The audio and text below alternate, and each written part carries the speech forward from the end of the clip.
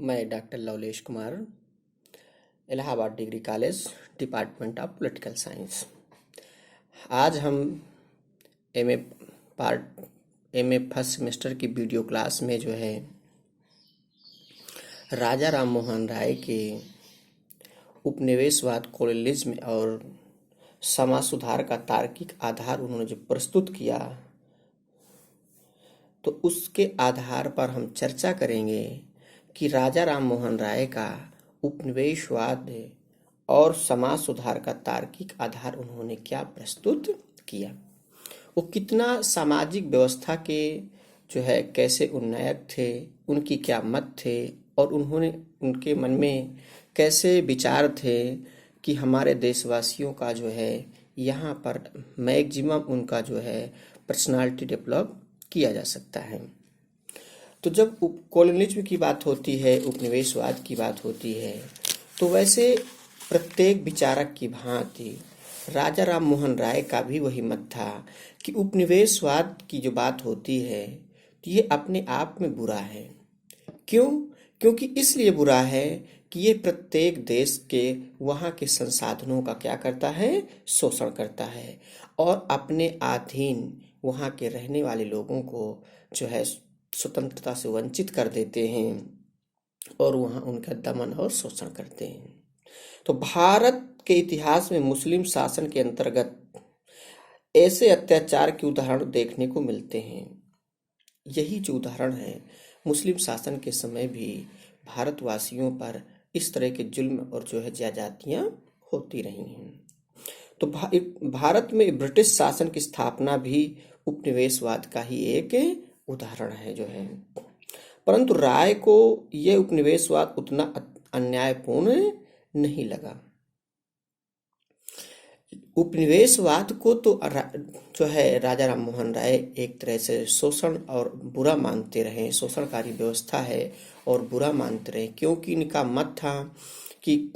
कोई भी संपन्न देश या जो है किसी दूसरे जो है समता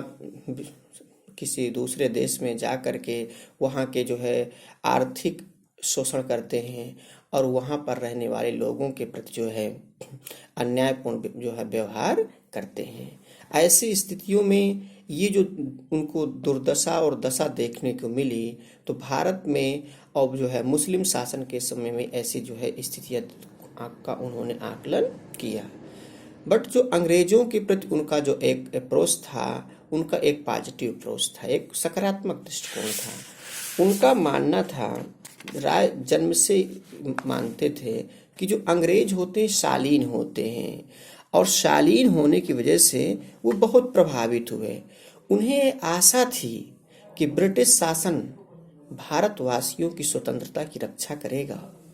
और उनके कल्याण को तत्पर रहेगा। इसी आशा से उन्होंने अपना मत रखा कि अंग्रेजों और हिंदुस्तानियों को एक दूसरे के साथ पूर्ण व्यक्तित्वधारी और टोटल पर्सनालिटीज के रूप में मिलना चाहिए,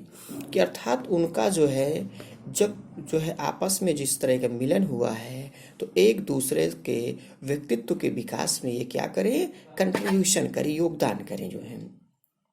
शासकों, रूलर्स और शासितों के रूप में नहीं, अर्थात एक दूसरे के व्यक्तित्व के विकास के रूप में वहाँ काम करना चाहिए, ना कि शासक और शासितों के रूप में जो है। तो ब्रिटिश संसद को भारतवासियों की आवश्यकताओं और आकांक्षाओं को उन्होंने मत रखा, राजा राम मोहन राय ने, कि जो ब्रिटिश संसद है, ब्रिटिश पार्लियामेंट है, तो उसको भारतवासियों की या हिंदुस्तान के लोगों की आवश्यकताओं और उनकी समस्याओं का आकलन करना चाहिए और आकलन करने के बाद ही एक तरह से रीजनेबल या तर्कसंगत कानूनों का निर्माण करना चाहिए। अंग्रेज भारत को ब्रिटिश राजनीतिक जीवन के अनुरूप ढालकर एक आधुनिक राष्ट्र बनाने में क्या करें, अपना योगदान करें। जो है उनका एक ऐसा मत था राय का जो है, यदि वे हमारी स्वतंत्रता और कल्याण को बढ़ावा दें तो वो हमारी निष्ठा के क्या होंगे, पात्रों में राय का मत है कि यदि अंग्रेज लोग या ब्रिटिश कंपनी जब हमारे यहाँ शासन कर रहे थे, ब्रिटिश शासक जो है, कंपनी के अधिकारी, तो उसमें ये था कि यदि ये लोग हमारे जो है स्वतंत्रता और कल्याण में अपनी जो है वृद्धि करेंगे, तो इससे क्या होगा, हमारे इस आस्था और निष्ठा का पात्र बने रहेंगे और भारत में लंबे समय तक शासन व्यवस्था का संचालन करते रहेंगे। ये ऐसा उनका राय का मत था। लेकिन ये जो उनकी सोच थी, ये एक क्या थी, एक कल्पना मात्र थी, क्योंकि अंग्रेजों ने आगे आगे हम इसी को निष्कर्ष में हम डिस्कशन करेंगे कि अंग्रेजों ने जो भी कुछ किया यहाँ अपने व्यक्तिगत हितों को ध्यान में रखते हुए ही यहाँ पर विकास के कार्य जो है अंजाम दिया। अब हम यहाँ राय के सामाजिक सुधार संबंधी जो तार्किक आधार प्रस्तुत किया, तो हम यहाँ ये चर्चा करेंगे या डिस्कशन करेंगे कि राजा राम मोहन राय के उस समय की तत्कालीन सामाजिक व्यवस्था जो भारत की थी, उस तत्कालीन सामाजिक व्यवस्था के अंतर्गत इन्होंने अपना क्या मत रखा। तो राजा राम मोहन राय के अनुसार व्यक्ति की स्वतंत्रता का अर्थ, यदि हम व्यक्ति की लिबर्टी की या फ्रीडम की बात करते हैं, यहाँ स्वतंत्रता वर्ड जो है, स्वतंत्रता शब्द जो है दो तरह से प्रयोग होता है, एक निगेटिव और एक पॉजिटिव। तो जब हम फ्रीडम वर्ड यूज करते हैं तो ये एक तरह से सकारात्मक स्वतंत्रता का बोध कराता है, और उसी प्लेस पर रिप्लेस होकर के यदि हम लिबर्टी वर्ड यूज करते हैं तो वहाँ पर निगेटिव जो है स्वतंत्रता का बोध करवाता है। तो जो राजा राय का मत था कि व्यक्ति की स्वतंत्रता का अर्थ, व्यक्ति की मतलब कैंडिडेट की इंडिविजुअल लिबर्टी की यदि हम बात करते हैं तो केवल ये नहीं कि देश को विदेशी शासन मुक्त हो जाए, वो सिर्फ विदेशी शासन के मुक्त की बात नहीं करते, बल्कि यदि समाज के भीतर अन्याय की जड़ें गहरी जमी हो तो स्वाधीन देश में भी व्यक्ति की स्वतंत्रता क्या हो जाती है, निरर्थक हो जाती है। स्वतंत्रता का आशय उन्होंने ये बताया कि सिर्फ विदेशी सत्ता के स्वतंत्र होने से ही उस देश के लोगों की स्वतंत्रता का पूर्ण बोध नहीं होता, जब तक कि वहां पर एक तरह से अन्याय बना रहे, और जब तक अन्याय की जड़ें उस सामाजिक व्यवस्था से दूर नहीं की जाएंगी, उन सामाजिक बुराइयों का उन्मूलन नहीं किया जाएगा, तब तक उन व्यक्तियों को मूल रूप से स्वतंत्रता प्राप्त नहीं होगी। उनकी जो स्वतंत्रता है वो भी क्या है, व्यर्थ है, जो है निरर्थक है। जिस देश में व्यक्ति को आत्मनिर्णय सेल्फ डिटर्मिनेशन का अधिकार न हो, वह देश राजनीतिक सुशासन पॉलिटिकल सेल्फ रूल का अधिकारी नहीं हो सकता। जिस देश में, किसी भी देश में यदि व्यक्ति को ऐसे अपने आप में स्वनिर्णय लेने का अधिकार नहीं है, तो ऐसे देश में जो है यदि वहां पर राजनीतिक सुशासन की बात होते हैं, तो यदि इस स्थिति में पॉलिटिकल सेल्फ रूल का भी अधिकारी नहीं हो सकता, क्योंकि उसके अंदर कोई एक ऐसी स्किल ही डेवलप नहीं की जा रही है, या उसको ऐसे अधिकार नहीं दिए जा रहे हैं कि वो स्वयं में निर्णय ले सके, या उसको क्या करना है या किस स्तर पर क्या काम नहीं करना है। ऐसे देश को राष्ट्रीय स्वाधीनता प्राप्त करने से पहले अगर ऐसी किसी देश की सामाजिक व्यवस्था में या वहाँ की ऐसी व्यवस्था है कि यदि वहाँ पर इस प्रकार के अन्यायपूर्ण जो है व्यवस्था है, तो उसको राय ने अपना मत दिया, या उन्होंने सुझाया, या उन्होंने सजेशन दिया कि पहले राजनीतिक स्वतंत्रता से पहले समाज सुधार का कार्य हाथ में लेना चाहिए, क्योंकि जब तक समाज सुधार, सोशल रिफॉर्म की बात नहीं करेंगे, सामाजिक सुधार की बात नहीं करेंगे, तो उस पे जो है हम लोग सही तरीके से अपनी स्वतंत्रता का प्रयोग नहीं करते, सही तरीके से हम अपनी फ्रीडम का यूज नहीं कर सकते हैं। तो उस समय की जो करंटली जो सिचुएशन थी या कंडीशंस थी भारत पर, यही बात लागू होती थी, क्योंकि हम लोग पॉलिटिकल फ्रीडम की बात तो करते थे, राजनीतिक स्वतंत्रता की बात तो करते थे, लेकिन हमारे समाज में ऐसे असामान्य कुरीतियां, अव्यवस्था फैली हुई थी, सामाजिक कुरीतियां, और अब जो है जिनका सबसे पहले उन्मूलन आवश्यक था। वो एक ऐसी बुराई के रूप में थी कि जब तक इनका उन्मूलन नहीं किया जाएगा, तब तक सामाजिक व्यवस्था का उत्थान नहीं होगा, और व्यक्ति अपनी स्वतंत्रता का सकारात्मक प्रयोग नहीं कर पाएगा। तो राय का यह विचार था कि भारत की प्राचीन संस्कृत, इंडिया की जो है एशियंट कल्चर थी, प्राचीन संस्कृत थी, उस क्या थी, वेदों और उपनिषदों की शिक्षाओं पर आधारित थी। वेद और उपनिषदों की शिक्षा पर आधारित थी। बहुत क्या थी, उसको कहते थे कि बहुत महान थी, परंतु उसका समकालीन भारत उस संस्कृत से कट चुका था, ये निसंदेह है। इस पर मैं भी अपना मत प्रकट करता हूँ कि जिस भी मैंने प्राचीन पुस्तकों का अध्ययन किया, इतिहास में भी आप पढ़ने को मिलता होगा, तो प्राचीन काल की जो हमारी संस्कृत और सभ्यता थी बहुत ही जो है क्या थी, उत्कृष्ट थी, बहुत अच्छी थी। लेकिन प्राचीन काल में तो था, लेकिन मध्य काल में उसके स्वरूप को क्या किया, विकृत कर दिया गया। पहले की जो व्यवस्था थी, वर्ण आधारित व्यवस्था भी थी यदि, तो वो कर्म के आधार पर ही उसके जातियों वर्णों का निर्धारण होता था। यदि कोई भी व्यक्ति किसी भी वर्ण में है, यदि उसके समय और परिस्थिति अपने योग्यता और क्षमता के आधार पर, योग्यता और क्षमता के आधार पर अपने वर्ण को चेंज कर लेता है, अपने अंदर वो स्किल और वो जो है टेक्निक डेवलप कर लेता है, ऐसे जो है अच्छे अच्छे वर्क करने लगता है, तो वो व्यक्ति उस व्यवस्था से निकल करके नेक्स्ट वर्ण व्यवस्था में सम्मिलित हो जाता था, अर्थात योग्यता आधारित व्यवस्था थी। लेकिन बाद में उसमें क्या किया गया, बाद में धीरे धीरे मध्यकाल में आते आते उस कर्म और योग्यता आधारित व्यवस्था को जाति आधारित व्यवस्था में बदल दिया गया। तो जब जाति आधारित व्यवस्था में बदल दिया गया तो उसमें योग और कर्मठ व्यक्तियों की क्या हुई, अभाव हुई, कमी हुई, और जिसके आधार पर धीरे धीरे अयोग्य व्यक्ति ही का भी जो है वहाँ पूजा होने लगी भाई, क्योंकि जात के आधार पर ही श्रेष्ठता उनको स्थापित करने का अवसर मिला। क्योंकि और उन्होंने ये भी कहा, क्योंकि समकालीन भारत उस समय, इसके साथ साथ उन्होंने ये भी कहा कि जो समकालीन भारत था वो क्या था, उन पुरानी चीजों से कट चुका था, और वहां पर किस तरह की बुराइयां आ गई थी, जो है मूर्ति पूजा, बहुदेववाद, मतलब विभिन्न देवी देवताओं की जो है वो पूजा पाठ जो अर्चना होती है, बाल विवाह,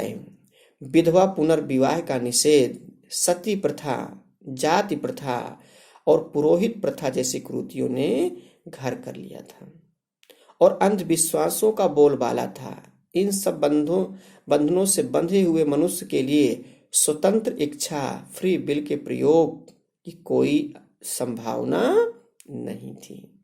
क्योंकि उस समय की जो तत्कालीन परिस्थितियां थीं, उस समय क्या था कि जितनी भी बुराइयां थी वो हमारे भारतीय सामाजिक व्यवस्था में उपलब्ध थी, सफिशिएंट थी, पर्याप्त थी, जिसमें कोई किसी तरह की कमी नहीं थी। कि मूर्ति पूजा, बहुदेववाद, बाल विवाह, सती प्रथा, जाति प्रथा, पुरोहित व्यवस्था जैसी कुरीतियों ने पूर्ण तरह रूप से सामाजिक व्यवस्था को कैप्चर कर लिया था। अब व्यक्ति इससे बाहर निकल के नहीं जा सकता। भाई आज भी यदि हम कोई कह दे कि संगम में जो है गंगा जी की जो है रात में धारा निकली दूध की, और वहाँ तो न जाने कितने टन जो है दूध वहाँ से लोगों ने निकाल के अपने अपने यूज के लिए ले गए। और वो दूध जिस मिल्क का जो यूज कर लेगा वो बहुत ही जो है बुद्धिमान और अमर हो जाएगा। तो इस आस्था और धर्म के आधार पर कोई व्यक्ति ये तार्किकता पर नहीं पहुंचेगा कि हाँ इस बात की क्या सच्चाई है, इसके कार और क्या कारण हो सकते हैं, क्योंकि आस्था के आधार पर बिना तर्क और ज्ञान के बिना उस चीज को स्वीकार कर लेते हैं कि हाँ गंगा जी हैं, गंगा मैया है, तो वहां ऐसा हुआ होगा। यही अंधविश्वास है, यही बुराइयां हैं। अरे भाई जहां पर जो सच्चाई है, जिस उसकी जो क्वालिटी है, उस चीज को जब तक सही स्थिति का आकलन हम नहीं कर पाएंगे तब तक हम उस चीजों को कैसे समझ पाएंगे। तो ऐसे में क्या है, धीरे धीरे आत्मनिर्णय का कोई अधिकार नहीं रह गया। स्वयं व्यक्ति अपने निर्णय नहीं ले पाता था कि हमको क्या करना है, कैसे करना है, क्योंकि अंधविश्वासों और इन सब बुराइयों से जकड़ा हुआ था। और ऐसे में धीरे धीरे मनुष्य तर्क शून्य और जो है अंधविश्वासी हो गया और रूढ़वादी रीति रिवाजों पर जो है मुक्त कराने की कोई नहीं सोच रहा था। और इसके लिए राज्य की ओर से सशक्त प्रयास की जरूरत थी, क्योंकि ये एक ऐसा सिस्टम हो चुका था, क्योंकि जब तक इतना जकड़ा हुआ था कि जब तक राज्य के माध्यम से किसी भी ऐसे तार्किक कानूनों का निर्माण नहीं किया जाएगा और उस सामाजिक व्यवस्था को पर नहीं लागू किया जाएगा, तब तक इस समाज का कल्याण होने वाला नहीं है। तो राजा राम मोहन राय के अथक प्रयास से ही सती प्रथा जैसे बुराइयों का हमारे सामाजिक व्यवस्था से क्या हुआ, अंत हुआ था। वो कानूनी मान्यता लेकर 1829 में जो है इसको वो घोषित करवाया। दास प्रथा को 1843 में 1843 में भी उन्होंने दास प्रथा को भी उन्होंने गैर कानूनी घोषित करवाया। तो इस प्रकार से उन्होंने अपने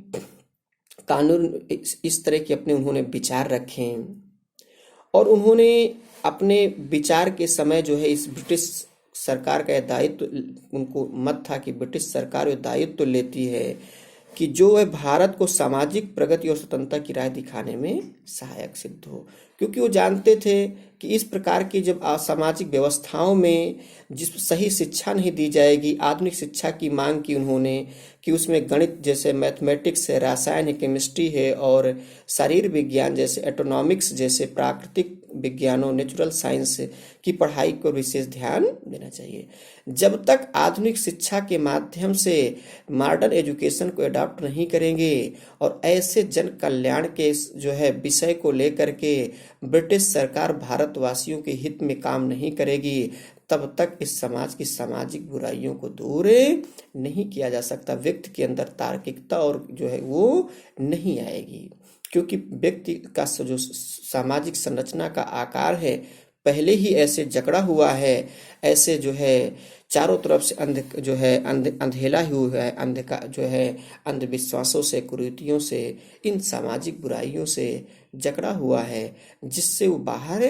नहीं निकल पा रहा है। उसके लिए उसे आधुनिक शिक्षा की आवश्यकता है, जिसपे इस तरह के निम्न विषयों का होना भी आवश्यक है, जिससे हमें भी काउंट करवाया।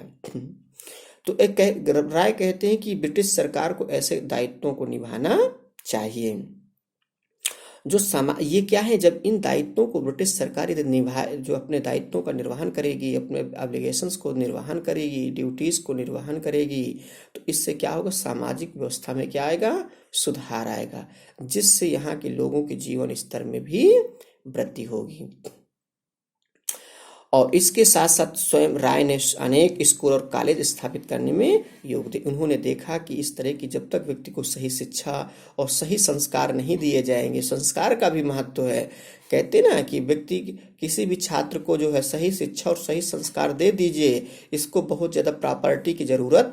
नहीं है, क्योंकि सही शिक्षा और सही संस्कार होंगे तो दुनिया में कहीं भी कमा के खा सकता है। और नहीं, यदि सही शिक्षा और सही संस्कार नहीं है तो अब आप तो जानते ही हैं कि घर वाले कहीं भेजते हैं, अब बेटा कचहरी में मिलेगा, थाने में मिलेगा, ये किसी को कन्फर्म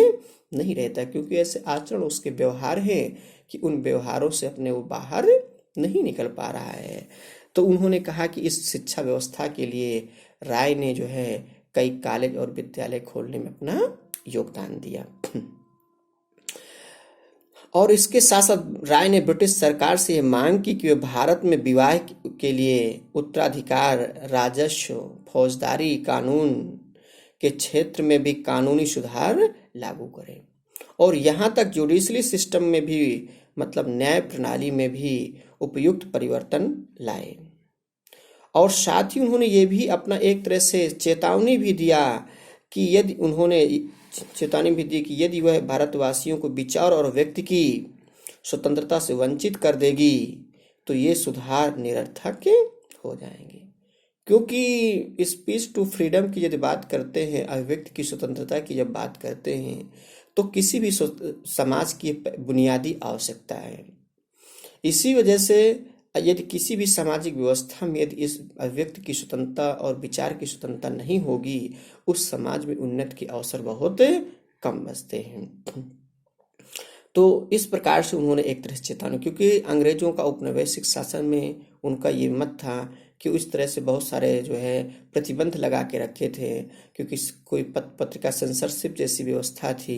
कि लागू भी किया अंग्रेजों ने अपने समय में, कुछ जो है रासराय के टाइम में, कि आप पत्रिकाओं के माध्यम से जो जन जागरूकता का उस समय के तत्कालिक समाज सुधारक अपना सामाजिक व्यवस्था में जो योगदान दे रहे थे वो अपना ना कर पाए, ताकि हमारी शासन व्यवस्था लंबे समय तक चलती रहे।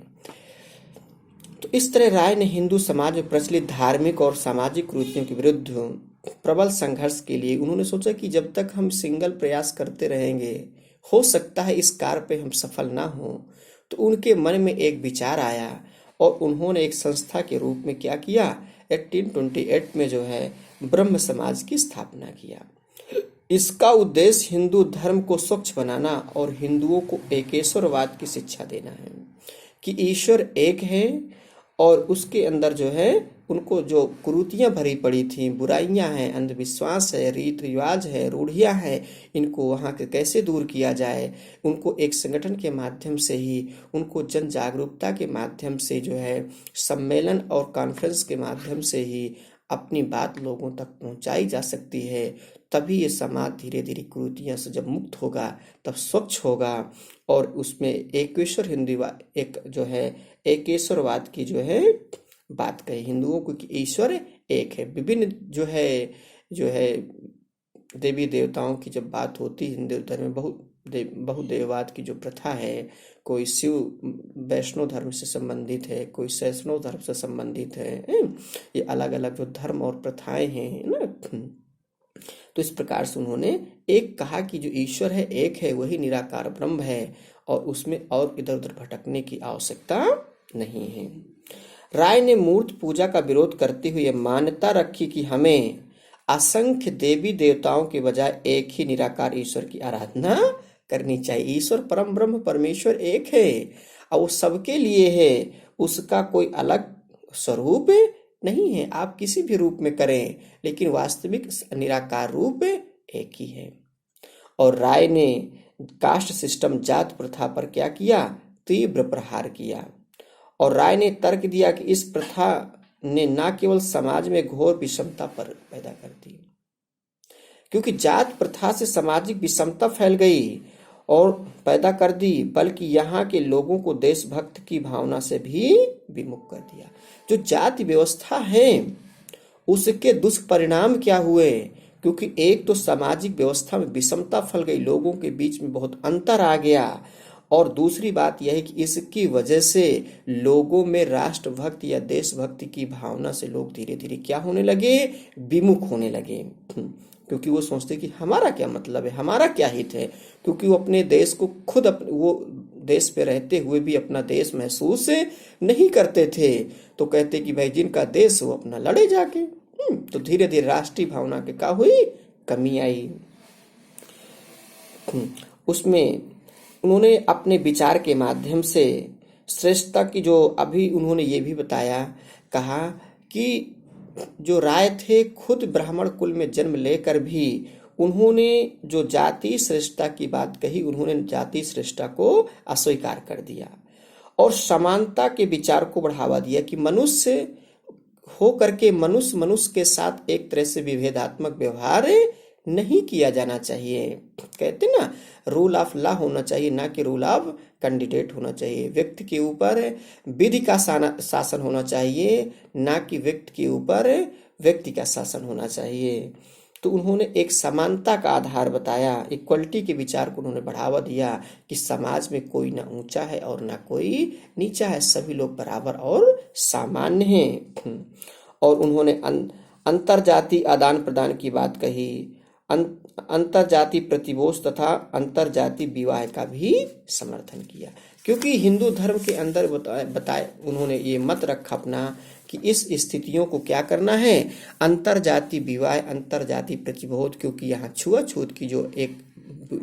जो है बुराई थी उसको अंतर जाति प्रतिभोज या जो पहले आयोजन होते थे लंगर जैसे अलग अलग धर्मों में, अपने यहाँ भी जो भंडारे होते हैं, ये अंतर जाति प्रतिभोज, क्योंकि उसमें के अंतर्गत कोई भी जाता है तो वहाँ से अपना प्रसाद के रूप में ग्रहण करके लोग चले आते हैं और वहाँ कोई किसी प्रकार का भेदभाव नहीं करते। तो ये कहते यही इसी भावना के साथ इन सामाजिक बुराइयों को दूर किया जा सकता है। राय ने तत्कालीन समाज में स्त्रियों की दुर्दशा पर गहरी चिंता व्यक्त की, क्योंकि उस समय स्त्रियों की जो दुर्दशा थी बहुत ही दयनीय थी और उनकी दशा सुधारने के लिए एक विस्तृत क्या हुआ कैंपेन चलाया, एक अभियान चलाया। उन्होंने इस धारणा का खंडन किया कि स्त्रियां बौद्धिक या नैतिक दृष्टि से पुरुषों की तुलना में हीन होती हैं या कमजोर होती। ऐसा उन्होंने कहा कि कोई वैज्ञानिक आधार नहीं है, क्योंकि यदि आज आप कह दें कि लड़कियां जो है लड़कों की अपेक्षा जो है इतना इंटेलेक्चुअल नहीं होती, तो ये एक तरह से बौद्धिक आधार उसका नहीं है, तर्क संगत रीजनेबल कारण नहीं हो सकते कि ऐसा नहीं है। सभी व्यक्तियों में बौद्धिक क्षमता का विकास अपनी परिवेश और उसके आधार पर कोई किसी से कम ज्यादा नहीं है, सभी बौद्धिक हैं। उन्होंने स्त्रियों के लिए आधुनिक शिक्षा का समर्थन किया, क्योंकि किसी भी व्यक्ति को सही माहौल और सही परिस्थितियां उपलब्ध करवा दी जाएंगी तो व्यक्ति जन्म से ही जब सामान्य है तो उसके आधार पर कोई परिवर्तन नहीं है। उसको भी सही स्थितियां उपलब्ध करवा दी जाए तो वो भी व्यक्ति अपने पर्सनालिटी डेवलप के लिए सही माहौल मिल जाएगा तो वो भी अपनी पर्सनालिटी डेवलप कर सकते हैं। तो इस प्रकार से उन्होंने राजा राम मोहन राय ने अपने सभी जो है विचारों को प्रकट किया और उसके अंतर्गत जो है स्त्रियों के इस दशा को सुधारने के लिए उन्होंने पारिवारिक संपत्ति में स्त्रियों के अधिकार के समर्थन किया कि भाई स्त्रियों को भी हिस्सा दिया है उस प्रॉपर्टी में जो है। उन्होंने शिशु हत्या, विशेषकर कन्या हत्या, बाल विवाह, बेमेल विवाह, बहुपत्नी प्रथा और सती प्रथा जैसे अमानवीय कृत्यों का भी विरोध किया, क्योंकि कम उम्र की लड़कियों को जो है अधिक उम्र के जो है पुरुषों के साथ विवाह कर दिया जाता था और उसके ना रहने, मृत्यु होने, प्राकृतिक मृत्यु या किसी कारण से मृत्यु हो जाए तो उसको जबरदस्ती जो है उसको जो है उसके साथ जो है सती कर दिया जाता था, चिता में जला दिया जाता था। तो ये किसी भी प्रकार से तर्कसंगत नहीं है। इन सभी सामाजिक बुराइयों का राजा राम मोहन राय ने विरोध किया और उनका जो है हर तरीके से उन्होंने फिर जो है वेदों और उपनिषदों का सहारा लेकर के मानवीय तर्क बुद्धि का इनका क्या किया जो है खंडन किया और अपना आधार प्रस्तुत करके बताया कि ये किसी भी स्थिति में मानवीय और तर्कसंगत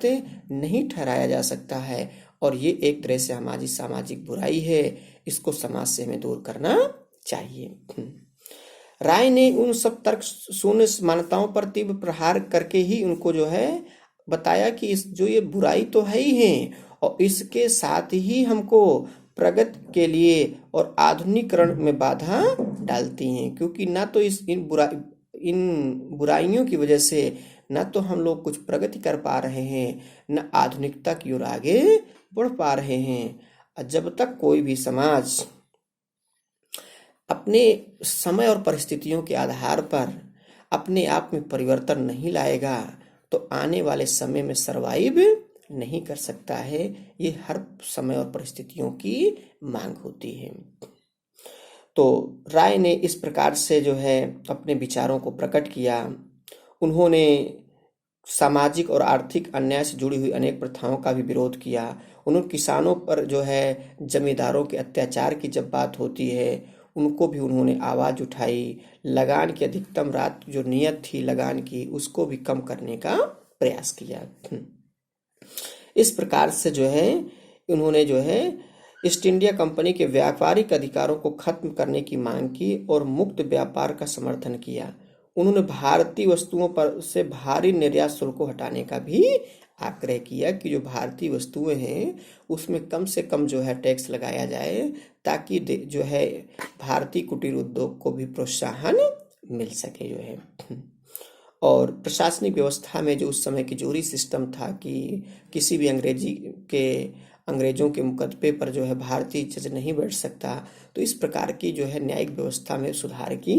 मांग किया और भारत और यूरोपीय न्याय की समानता की स्वीकार किया। राय इस प्रकार के विचार दे करके विश्व बंधुत्व अर्थात जो है विश्व बंधुत्व भाईचारे की भावना का परिचय दिया। अब हम इस आधार पर राय के मूल्यांकन कर सकते हैं। निष्कर्ष रूप में हम कंक्लूजन के रूप में हम ये कह सकते हैं कि राजा जिन्होंने विचार दिया, अब हम उसके विचारों को थोड़ा सा जो है सारगर्भित शब्दों में उनको निष्कर्ष रूप में हम ये समझेंगे कि जो राजा राम मोहन राय भारत में औपनिवेशिक उदारवाद के मूल प्रवर्तक थे। उन्होंने ब्रिटिश उपनिवेशवाद का ऐसा जो ऐतिहासिक संयोग माना जो भारतीयों समाज के लिए एक तरह से क्या है, वरदान सिद्ध हो सकता था।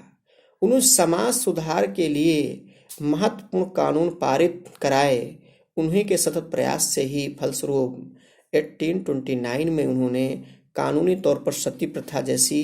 अमानवीय प्रथा का अंत करवाया। परंतु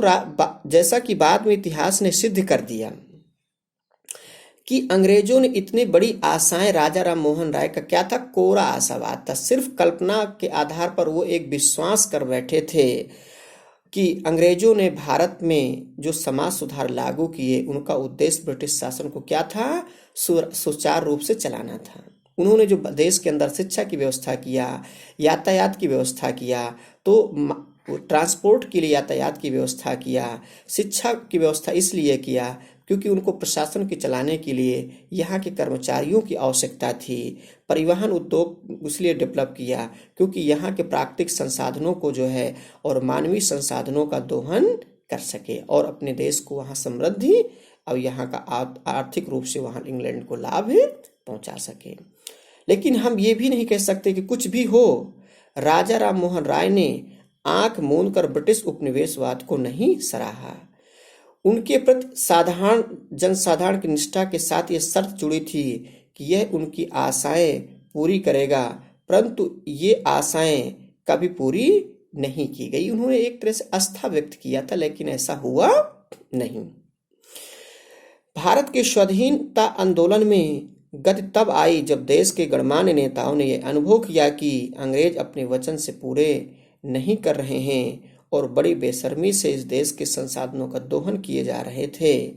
तब संभवतः है राजा राम मोहन राय के समय में ये इतनी स्थिति स्पष्ट नहीं थी। उनका एक मत ये भी है कि जो राजा राम मोहन राय ने अपने समय में जो है इस विचारों को दिया, तब भारत की ऐसी दुर्दशा या ऐसी स्थिति नहीं थी या अंग्रेज इतना जो है अन्यायपूर्ण अत्याचार नहीं करते थे। उस तत्कालीन परिस्थितियों को दृष्टिगत रखते हुए ही राजा राम मोहन राय ने अपने विचारों को जो है प्रतिपादित किया और अंग्रेजों में अपना आशा व्यक्त की कि यदि अंग्रेजी शासन ने जो है हमारे देश की कुरीतियों को समाप्त करने में, हमारे यहाँ के लोगों की आर्थिक दशा सुधारने में अपना योगदान दे रहे हैं, तभी आशा। तो ये इन्होंने विचार दिया तो गलत नहीं है, क्योंकि उस समय की इतनी भारतीय दुर्दशा नहीं थी, इस आधार पर उन्होंने दिया। तो इस प्रकार से उनका एक तरह से मूल्यांकन करके हम निष्कर्ष तक पहुँचे। आज की क्लास, वीडियो क्लास यहीं तक। नेक्स्ट वीडियो क्लास में मिलते हैं। Thank you so much.